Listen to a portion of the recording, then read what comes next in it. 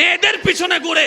আরে মেয়েদের পিছনে তো পুরুষ ঘুরতে পারে না, বরং পুরুষ তো তারা যাদের পিছনে মেয়েরা খোঁজে, যার বাস্তব প্রমাণ ইউসুফ আলাইহিস সালাম।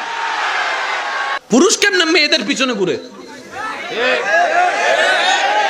পুরুষ কখনো মেয়েদের পিছনে ঘুরতে পারে না।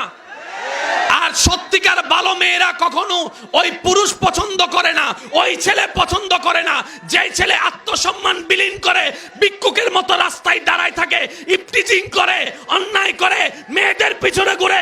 ভালো মেয়েরা তাদেরকে পছন্দ করে না। নিজের ওয়েট বজায় রেখে চলবেন, এমন ভাবে তৈরি করেন মেয়ের বাপ যেন আপনার আয়সা কয় আমার মাইয়াটা ল, তোরা আমি মাইয়ার জামাই বানাইতাম চাই, তুই আমার ফুলা হ। আল্লাহ তোমাকে আর রিজালু কাওয়ামুন আলান নিসা বানিয়েছেন, তোমাকে আল্লাহ অভিভাবকের দায়িত্ব দিয়েছেন। তুমি যখন ভাই তখন তুমি বোনের অভিভাবক, তুমি যখন বাবা তখন মেয়ে ছেলের অভিভাবক, তুমি যখন স্বামী তখন স্ত্রীর অভিভাবক, তোমার বাপ যখন থাকবে না তুমি ঘরের বড় ছেলে, তুমি ঘরের অভিভাবক। তো অভিভাবক তো প্রধানমন্ত্রী। যুবক ভাইরা যা করছো করছো, আজকে থেকে নিজের প্রেস্টিজ নষ্ট করার মতো এমন কোন কাজ করা যাবে না। আত্মসম্মানে আঘাত লাগবে এমন কোন কাজ করা যাবে না। আজকে থেকে প্রত্যেকটা কাজ করার আগে মনে যাই চাক, মনে যাই বলুক, চিন্তায় যা আসুক, একটা প্রশ্ন নিজেকে করবা, আচ্ছা এই কাজটা করলে আমার আল্লাহ কি খুশি হবে, আমার নবী কি খুশি হবে? যদি অন্তর বলে আল্লাহ এবং নবী খুশি হবে, বাস চোখ বন্ধ করে ফেলো। আর যদি অন্তর বলে আল্লাহ নারাজ হবে, যতই যা বলুক করার দরকার। তো তুমি নিজের সম্মান দেওয়া, নিজেকে সম্মান দেওয়া শুরু করো, আল্লাহ দেখবা যে তোমার কেমন ভাবে সম্মান দিবে তুমি কল্পনাও করতে পারবে না। যে নিজের দাম নিজে বুঝে না, সমাজও তাকে কখনো দাম দেয় না। আপনাদের কি বিরক্ত লাগতেছে ভাইয়া? কষ্ট পাচ্ছেন আপনারা? এবার আল্লাহ তাআলা আপন নিয়মে দয়া করে মায়া করে বানালেন আমাদের বাবা আদমকে। সুবহানাল্লাহ, একটু জোরে জোরে বলতে হবে। আমাদের বাবা আদমকে বানালেন, বানানোর পরে রাখলেন, রাখার পরে আল্লাহ পাক ফেরেশতাদেরকে বললেন, জিবরাইলকে বললেন, জিবরাইল আবার মিটিং ডাক। ফেরেশতারা মনে মনে করে খাইছে না দে আজকে কি কইয়া কি বাজ্জালাই। আসছেন ফেরেশতারা, এবার আল্লাহ পাক বললেন, ফেরেশতা সাই সা তো কেমন হইছে, একটু দেখতো কেমন হইছে। ফেরেশতারা সর্বপ্রথম আমাদের বাবা আদম নবীর চেহারার দিকে, অবয়ব গঠনের দিকে তাকাইয়া অবাক নয়না তাকিয়ে শুধু বলতেই আছে সুবহানাল্লাহ ওয়ালহামদুলিল্লাহ ওয়ালা ইলাহা ইল্লাল্লাহু ওয়াল্লাহু আকবার ওয়াল্লাহু আকবার ওয়াল্লাহু আকবার ওয়ালা হাওলা ওয়ালা কুওয়াতা ইল্লা বিল্লাহিল আলিয়্যিল আযীম। ফেরেশতারা বলে, মওলা তোমার দয়ায় প্রথম আসমান দেখেছি, দ্বিতীয় আসমান, তৃতীয় আসমান, সপ্তম আসমান দেখেছি, জান্নাত দেখেছি, সিদরাতুল মুনতাহা দেখেছি। তোমার দয়ায় মওলা অনেক সৃষ্টি, অনেক প্রাণী দেখেছি, কিন্তু আমাদের ফেরেশতার নজরে এত সুন্দর গঠনওয়ালা সৃষ্টি জীবনেও দেখি নাই। আপনি সেই সৃষ্টি। মাশাআল্লাহ মাশাআল্লাহ, আর একটু জোরে বলেন না সুবহানাল্লাহ। এবার অনেকে কইব আমি তো কালা, আমি তো একটু বাইত্যা। সাপের চোখ আছে, মানুষের চোখ আছে, আপনারা বলেন কারটা সুন্দর?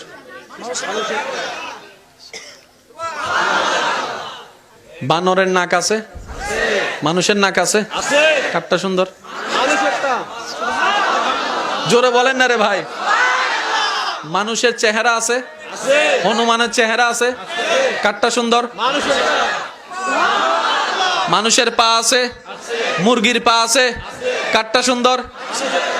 আপনার যা আছে তাদেরও তা আছে, কিন্তু আপনার মতো চোখ কারো কাছে নাই, আপনার মতো হাত কারো কাছে নাই, আপনার মতো দেহ কারো কাছে নাই। তাই তো যিনি সব সৃষ্টি করেছেন, সৃষ্টি করার পরে সেই আল্লাহ রায় দিচ্ছেন আহসানুল খালক ইনসান। আমি আল্লাহর সৃষ্টিতে সবচাইতে স্ট্যান্ডার্ড এবং সবচাইতে গোছানো, সবচাইতে সুন্দর সৃষ্টি আমি আল্লাহ। সব সৃষ্টি করার পর রায় দিলাম মানুষ, মানুষ, মানুষ। ইসলামে চুলের 3টা স্টাইল দিয়েছে, 1450 বছর ধরে এখনো পর্যন্ত সেই স্টাইল চলতেই আছে, পরিবর্তন।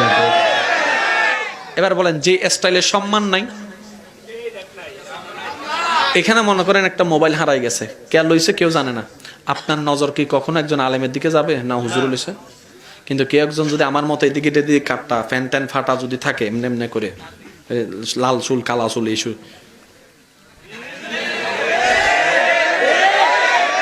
এটা কমন ব্যাপার। তাহলে যে স্টাইলে আপনার প্রতি মানুষের ধারণাটাই পাল্টাই দিচ্ছে, এটা কেমন স্টাইল? আর সবচেয়ে বড় কথা বলি, হায়াত মতের কোনো বিশ্বাস নাই। আপনি নিজের ভিতর সেই স্টাইলটাকে ধারণ করুন, যে স্টাইলটা রেখে আপনি মারা গেলে আপনার লজ্জা লাগবে না। কিন্তু আমি অনুরোধ করে বলছি সবার কাছে, আপনি চুলটাকে ওইভাবে রাখুন যেভাবে আপনার চুলটা রেখে অবস্থায় মারা গেলে আপনাকে দেখে যেন কেউ ঘৃণা করতে না পারে, সিসি করতে না পারে।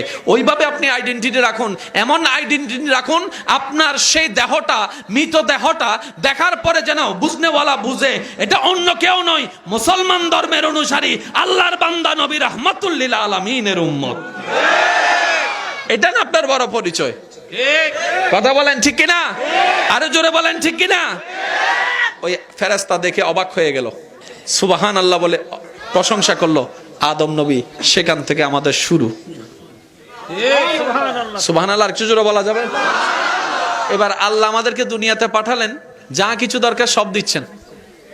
এই শরীরে আমিষের দরকার আছে, আমিষের খাবার কিন্তু ব্যবস্থা করে দিয়েছেন। একটা মজার বিষয় শুনে, আজকে দুপুরবেলায় যারা ভাত খেয়েছেন, আল্লাহ যাদেরকে খাওয়াইছে তারা একবার বলেন আলহামদুলিল্লাহ। তখন যদি ভুলো না বলেন, এখন অন্তত বলে ফেলেন আলহামদুলিল্লাহ। এই ভাতটা কি আগে ভাত ছিল নাকি চাউল ছিল? চাউলের আগে ধানটা কোথায় ছিল? মিলে। মিল থেকে, মিল কোত্থেকে আসলো? আপনি দুপুরবেলা যে ভাত খেয়েছেন, কল্পনার মধ্যে ভাতকে একটু জিজ্ঞেস করেন, এই তোর বাড়ি কই? সে উত্তর দিবে, আমার বাড়ি রাজশাহীতে। তো কোথায় রাজশাহী, কোথায় এখানে? তুই আসলি কেমনে? তখন সে ধান উত্তর দেয়, আজকের তারিখে দুপুরবেলায় তোর যে খাবার লাগবে, পেটে ক্ষুধা লাগবে, তুই চিন্তা করছস সকালবেলা, তুই চিন্তা করছস 1 ঘন্টা আগে, কিন্তু তোর খাবারটা তোর জন্য তোর রব 6.5 মাস আগে ব্যবস্থা করে দিয়েছেন। কারণ রিজিকের বাইরে একটা দানাও কখনো কেউ বাইরেও করতে পারবে না, গিলতেও পারবে না, অসম্ভব। আপনি জানেন আপনার রব কত বড় দয়াবান, আপনাকে কতটুকু ভালোবাসে। আপনি আমি দেখবেন কোন একটা গুনার কাজ করতে গেলে তখন দেখবেন যে বুক এটা জোরে বলেন রে ভাই। কোন একটা খারাপ কাজ করতে গেলে দেখবেন এই জিনিসটা কিন্তু বারবার একটা হার্টবিট বাড়ে, দুব দুব দুব দুব। বিজ্ঞানের ব্যাখ্যা ভিন্ন থাকতে পারে, ইমানদাররা বলে এটা দুবদুবানি নয়, এটা রব বান্দাকে সাবধান করে দিচ্ছে, বান্দা করিস না, করিস না, করিস না। আর আমরা এত বাধ্য, ওই বান্দাকে উপেক্ষা করে আমরা বারবার গুনার কাজ করি। তিনি তো রহমান, যিনি হাজার গুনাহকে দেখো উপেক্ষা করে রহমতের পর রহমত দিচ্ছেন, রিজিকের পর রিজিক দিচ্ছেন, সম্মানের পর সম্মান দিচ্ছেন। তিনিই তো রহমানুর রহিম, বলেন না সুবহানাল্লাহ। কুরআনুল কারীম আল্লাহ পাক বলছেন, মা গর্রাকা বিরাব্বিকাল করিম, এ মেরে বান্দো কাহা যা রহে হো, লौट के आओ, लौट के आओ, लौट के आओ।